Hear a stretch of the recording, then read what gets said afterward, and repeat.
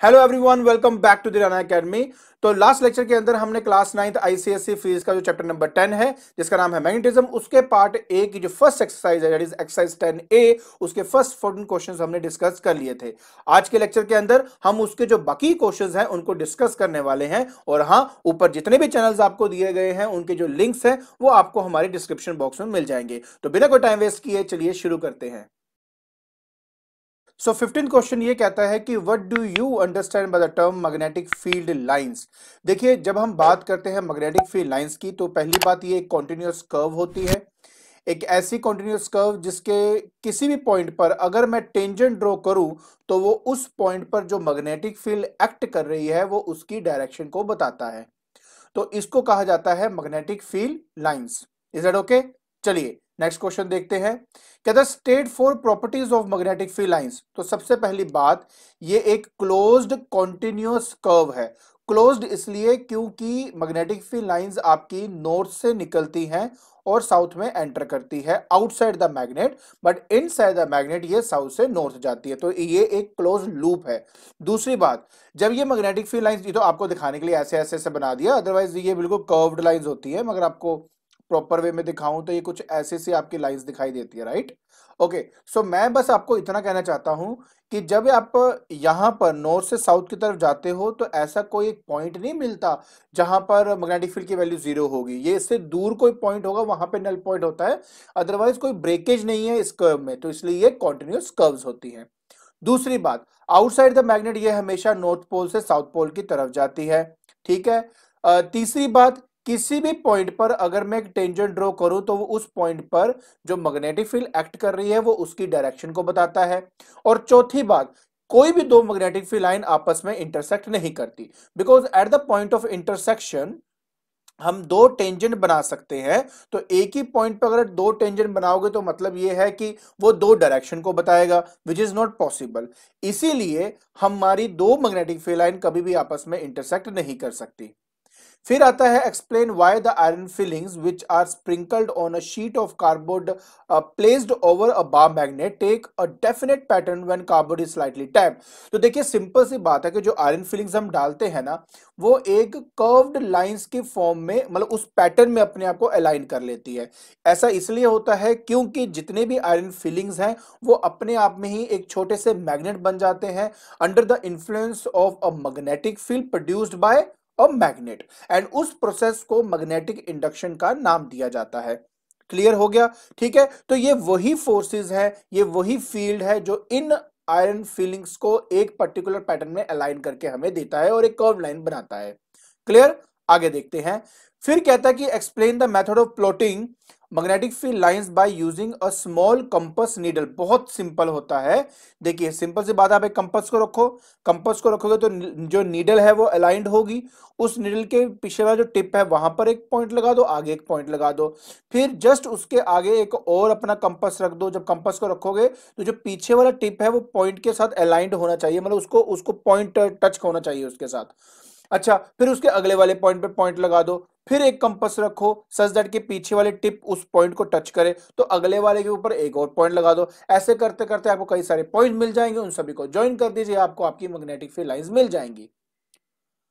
फिर हमारे पास आता है can two magnetic field line intersect each other, give reason to your answer. मैंने अभी जस्ट आपको आपको मतलब इसका आंसर दिया था कि दो मैग्नेटिक फील्ड लाइन कभी भी आपस में इंटरसेक्ट नहीं हो सकती, बिकॉज अगर किसी पॉइंट पर अगर इंटरसेक्ट होगा तो उस पॉइंट पर मैं दो लाइंस के हिसाब से दो टेंजेंट बना सकता हूं, मतलब उस पॉइंट पर मुझे दो डायरेक्शन मिलेगी मैग्नेटिक फील्ड के, जो पॉसिबल नहीं होता है।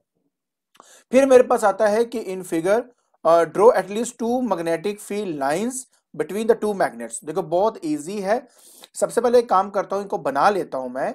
पहले वाले की बात करते हैं तो मेरे पास ये एक मैग्नेट हो गया, ये साउथ है, ये नॉर्थ है, और यहां पर आपके पास क्या है, नॉर्थ है और साउथ है। ये तो बहुत इजी है।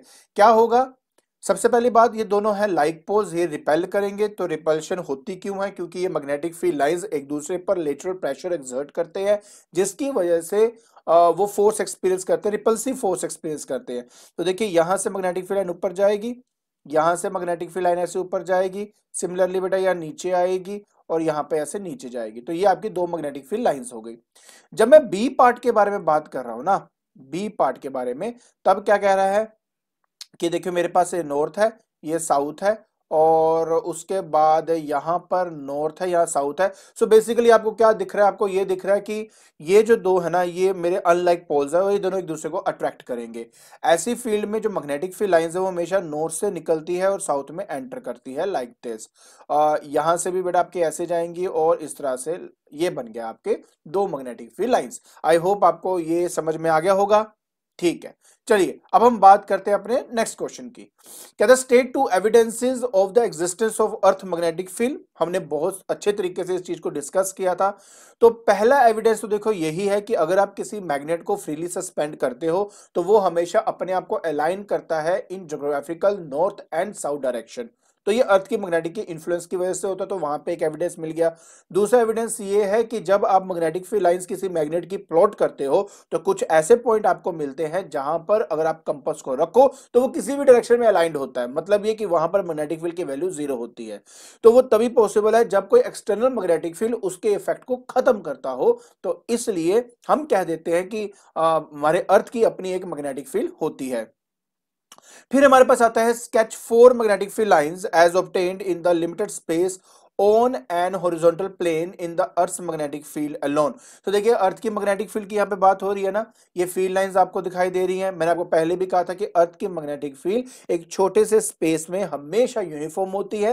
एंड यूनिफॉर्म मैग्नेटिक फील्ड को दिखाने का तरीका ये होता है कि जितनी भी फील्ड लाइंस आपकी बनाई जाए वो इक्वी डिस्टेंस या इक्वी स्पेस्ड होनी चाहिए और इन सभी की डायरेक्शन एक जैसी होनी चाहिए। तो इस तरीके से आप इसको बनाएंगे। फिर हमारे पास आता है कि draw the pattern of magnetic field lines near the bar magnet placed with its north pole pointing towards the geographic north. तो ये नॉर्थ पोल ज्योग्राफिक नॉर्थ की तरफ है, जो साउथ है ज्योग्राफिक साउथ की तरफ है। ठीक है, ये ड्रॉ करने को कहा तो ड्रॉ आप यहाँ पे कर सकते हो, इतनी सारी फील्ड लाइंस बनाने की जरूरत नहीं होती है। आप बस मेन मेन इसमें बना सकते हो, मतलब आप समझ लो कि 4 ऊपर बना लो, 4 ऐसे नीचे बना लो, 4 ही तो है ही है ये आपकी, और 2 ये साइड वाली इसलिए ताकि आप नल पॉइंट को रिप्रेजेंट कर सको। फिर आता है कि मार्किंग एक्स, यहाँ पे लिखा है न्यूट्रल पॉइंट के लिए, तो आप एक्स यहाँ पे बना लेना। याद रखना कि अगर नॉर्थ नॉर्थ की तरफ है, साउथ साउथ की तरफ है, तो उस केस में साइड में आपके एक्स लगेंगे। और अगर साउथ नॉर्थ की तरफ है और नॉर्थ साउथ की तरफ है तो आपके यहाँ पर और यहाँ पर आपके एक्स लगेंगे। न्यूट्रल पॉइंट्स मतलब यहाँ पर होते हैं, इसको एंड ऑन पोजीशन कहते हैं। ठीक है, तो यहाँ पर फिर आपके लगेंगे। बी पार्ट कहता कि state whether the magnetic field lines in part A represent uniform magnetic field और नॉन यूनिफॉर्म मैग्नेटिक फील्ड। अरे आप खुद देख के देखो, क्या आपको लगता है ये एक दूसरे से इक्वी स्पेस्ड है? क्या आपको लगता है सभी की डायरेक्शन एक जैसी है? नहीं ना, तो ये एक नॉन यूनिफॉर्म मैग्नेटिक फील्ड को रिप्रेजेंट करता है। फिर हमारे पास आता है कि figure shows a bar magnet placed on the table top with its north pole pointing towards the south. ठीक है, ये वाला जो पिछले वाला था उसका उल्टा इस बार हमने करना है। ठीक है, तो कहता है कि insert two magnetic field lines on either side of the magnet using arrow head to show the direction of each field lines. तो देखिए आप देख सकते हो नॉर्थ से साउथ की तरफ आपकी मैग्नेटिक फील्ड लाइंस आती है, देखो दिख रही है ना। तो ये 2 की बात हो गई। अच्छा, उसके बाद कह रहा है कि indicate bye crosses the likely position of the that is neutral points. तो मैंने आपको बता दिया ना कि एंड ऑन पोजीशन होती है, अगर इस तरह से लाइन हो तो एक ऊपर बनाओगे, एक आप नीचे बनाओगे। So what is the magnitude of magnetic field at each null point? Null point पे तो मैग्नेटिक फील्ड की स्ट्रेंथ 0 ही होती है। रीजन, क्योंकि वहां पर ना इस पॉइंट पर क्या होता है कि जो बार मैग्नेट की मैग्नेटिक फील्ड है और जो अर्थ की मैग्नेटिक फील्ड है वो दोनों एक दूसरे के ऑपोजिट डायरेक्शन में एक्ट करती है। वहां पर दोनों की स्ट्रेंथ सेम होती है, इसलिए उनका नेट मैग्नेटिक फील्ड उस पॉइंट पे 0 हो जाता है। अरे इसलिए तो उसको नल पॉइंट कहा गया है ना। फिर हमारे पास आता है कि what conclusion is drawn regarding the magnetic field at a point if the compass needle at that point rest in any direction, give reason for your answer. अगर कंपास किसी भी डायरेक्शन में अगर अपने आप को अलाइन कर रहे हैं, इसका मतलब होता है वहां पर मैग्नेटिक फील्ड की वैल्यू 0 होती है। और रीजन मैंने बता दिया, क्योंकि उस पर्टिकुलर पॉइंट पर जो बार मैग्नेट की मैग्नेटिक फील्ड है उसको अर्थ की मैग्नेटिक फील्ड न्यूट्रलाइज कर देती है, बिकॉज स्ट्रेंथ वाइज सेम होती है उस पॉइंट पर and they are acting in the opposite direction, जिसकी वजह से वो आपका 0 हो जाता है। क्लियर? आगे देखते हैं फिर हम अपना नेक्स्ट क्वेश्चन में कहता है कि what is the neutral point. अब न्यूट्रल पॉइंट देखो वही पर्टिकुलर पॉइंट है जहां पर मैग्नेटिक फील्ड की जो स्ट्रेंथ है वो 0 हो जाती है, उसी को न्यूट्रल पॉइंट कहा गया है। How is the position of the neutral point located with the use of compass needle? कुछ नहीं करना जी, आप हर एक पॉइंट पर रख के देखो, जिस पर्टिकुलर पॉइंट पर कंपास किसी भी डायरेक्शन में अलाइन हो रहा है ना, मतलब वो आपका न्यूट्रल पॉइंट ही है। सीधी सी बात ये होती है आपकी। फिर हमारे पास आता है कि state the position of neutral points when a magnet is placed with its axis in the magnetic meridian and with its north pole, okay, pointing toward the geographical north, ठीक है जी, pointing toward the geographical south. देखिए ये पता किसकी बात कर रहा है, मैं आपको अभी दिखाता हूं, अभी आपको दिखाता हूं मैं क्या बोलने की कोशिश कर रहा हूं। मैं बात कर रहा हूं बेटा एक तो ये वाली जिसमें जो नॉर्थ है वो ज्योग्राफिकल नॉर्थ की तरफ अगर है तो जो नल पॉइंट है वो कहां है, ईस्ट वेस्ट डायरेक्शन में है। और दूसरा अगर नॉर्थ साउथ की तरफ है और साउथ नॉर्थ की तरफ है तो उस केस में जो आपकी नल पॉइंट है वो नॉर्थ साउथ डायरेक्शन में है। इस पर्टिकुलर क्वेश्चन के अंदर इसी की बात की गई है, इसलिए पहले का आंसर है ईस्ट वेस्ट डायरेक्शन और दूसरे का आंसर है नॉर्थ साउथ डायरेक्शन। लास्ट हमारे पास आता है फिल इन द ब्लैंक्स। कहता कि in the field lines in a magnetic field are parallel and equidistant. So ये मैग्नेटिक फील्ड क्या होंगी, यूनिफॉर्म हो जाएंगी। At a neutral point the resultant magnetic field zero होता है, वो मैंने आपके साथ अभी डिस्कस किया है। फिर कहता है the neutral point of a bar magnet kept with its north pole pointing towards geographical north.